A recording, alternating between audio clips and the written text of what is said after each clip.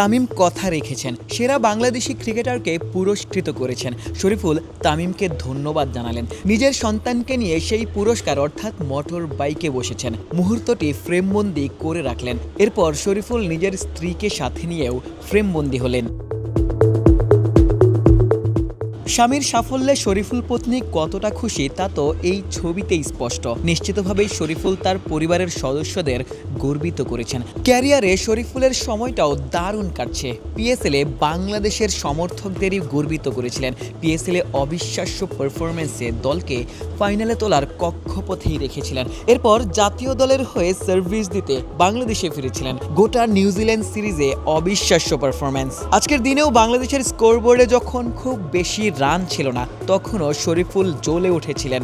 অল্প পুঁজিতেই বাংলাদেশের হয়ে লড়াই করেছিলেন। প্রথম ওভারেই শরীফুল আজকের দিনে 2টি উইকেট তুলে নিয়েছিলেন। পরের ওভারেও আরও একটা উইকেট। তবে শরীফুলের এই প্রতি আক্রমণ বাংলাদেশ দলের জন্য যথেষ্ট ছিল না। স্কোরবোর্ডে যে খুব বেশি রানও ছিল না, যেমনটা শুরুতেই বলা হয়েছে।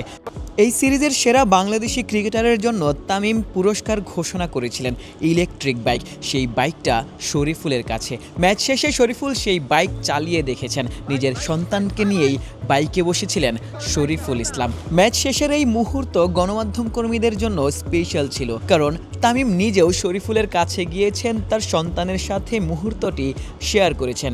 তামিম এই মুহূর্তে শরীফুলদের অভিভাবকও বটে। দায়িত্ব নেওয়ার পর থেকেই ক্রিকেটারদের তরেই কাজ করে যাচ্ছেন। সভাপতির অনুপ্রেরণাতেই ক্রিকেটাররা হয়তো সামনের দিনগুলোতে আরও ভালো পারফরমেন্স প্রদর্শন করতে চাইবেন। আশিক সারোয়ার, নিউজ 24।